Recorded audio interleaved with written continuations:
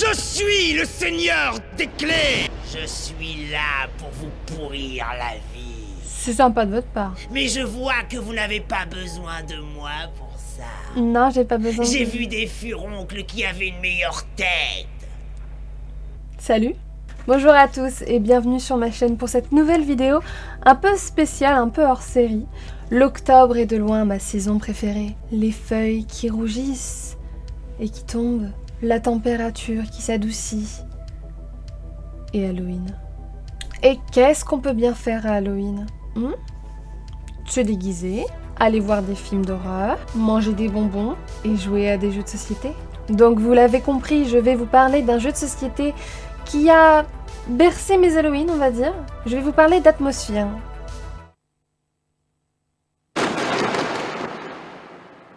Atmosphere est un jeu de société interactif américain édité pour la première fois en 1991 et créé par deux Australiens et édité par l'éditeur de jeux de société Parker.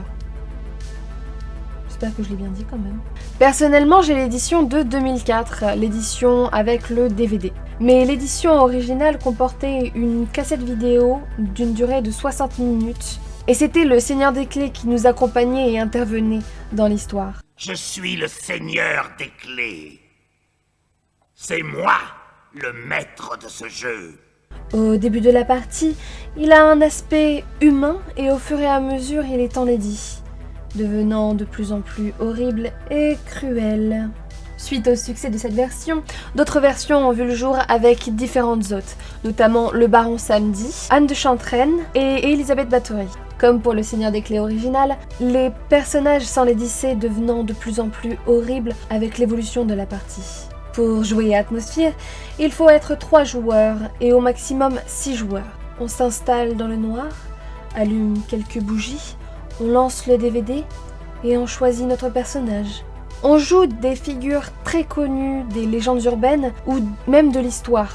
Nous avons Anne de Chantraine, la sorcière, Khufu, la momie, Éline, le fantôme, le Baron Samedi, le zombie, Gévaudan, le loup-garou et le meilleur pour la fin, Elisabeth Bathory, le vampire.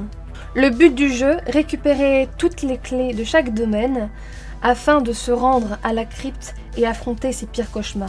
En tout début de partie, il fallait donc noter sur un petit bout de papier son pire cauchemar et le mettre dans la crypte. D'ailleurs, je n'avais pas touché au papier depuis très longtemps et j'ai regardé un petit peu les cauchemars de mon frère, ma sœur et moi. Vous noterez que ma plus grande peur était de vivre dans un cauchemar. Merci Freddy. Alors que le pire cauchemar de ma sœur, c'était de me voir tous les jours. Merci Alison. Donc la partie durait un maximum de 49 minutes. 49 minutes où le compte à rebours tournait tout le temps et où le Seigneur des Clés intervenait de temps en temps. S'il intervenait, il fallait s'arrêter de jouer et dire « Oui, Seigneur des Clés ». Le Seigneur des Clés choisissait un souffre-douleur que des fois il pouvait appeler fétide. Il nous lançait quelques punchlines assez amusantes durant la partie. Ce qu'il y avait de très bien avec ce jeu, c'est qu'au moins on ne se prenait pas la tête, puisqu'il fallait faire vite avant que le compte à rebours se finisse. Il était absolument interdit de mettre sur pause. La seule fois où il était possible de mettre en pause la partie ou d'arrêter le jeu, c'était quand nous avions gagné, justement, en appuyant sur le bouton menu ou titre de la télécommande. Il y avait différentes dalles. En s'arrêtant sur la dalle avec une montre, il fallait tirer une carte temps. Ces cartes nous montraient un compte à rebours et si ce temps était passé, on ne pouvait plus l'utiliser. Ou alors on ne pouvait l'utiliser qu'à partir de ce temps-là. En s'arrêtant sur la dalle tête de mort, on pouvait tirer une carte destin qui nous libérait d'un sort ou nous en empêtrait. En tombant sur la dalle avec des ailes, on pouvait se déplacer sur une autre dalle avec des ailes. La dalle avec 2 épées nous permettait de combattre en duel un autre de nos camarades afin de récupérer une clé à l'aveugle. S'arrêter sur la dalle fosse commune, c'était comme la prison au Monopoly. On est foutu. Il fallait faire notre score ou attendre que le maître des clés nous libère. Ou si on avait une carte destin ou carte du temps qui nous disait qu'on pouvait être libéré de la fosse commune, alors nous étions libérés. La pire chose, c'était la clé noire. Car une dalle, parmi toutes les autres, était une dalle noire. Une dalle sur laquelle se trouvait la clé noire qui nous interdisait de pouvoir gagner.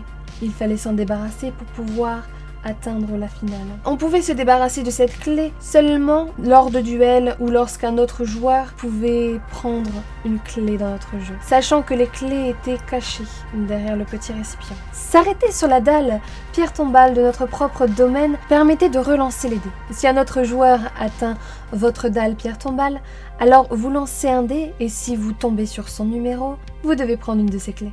Donc le plus important était bien évidemment d'avoir chaque clé de chaque domaine, de chaque couleur, sans avoir la clé noire et atteindre la crypte, afin de l'ouvrir grâce à toutes ces clés et lire notre pire cauchemar.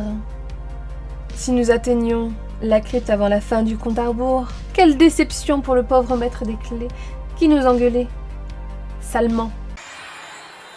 Non! Vous ne pouvez pas m'avoir vaincu! Bande de larves! Ah, le maître des clés.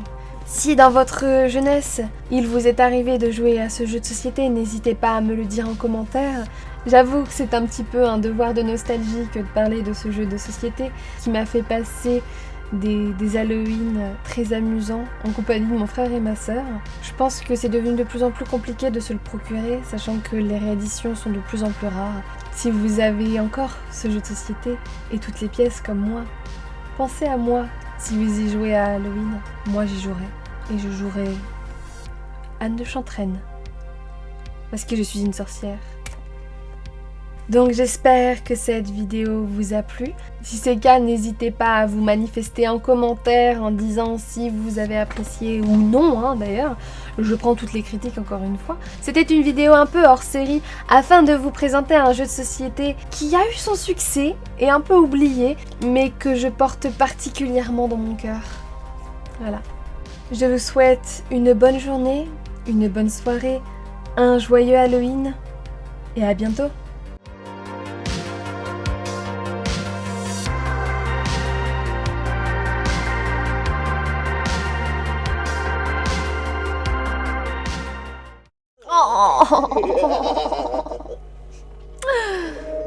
C'est pour ça que je l'aime.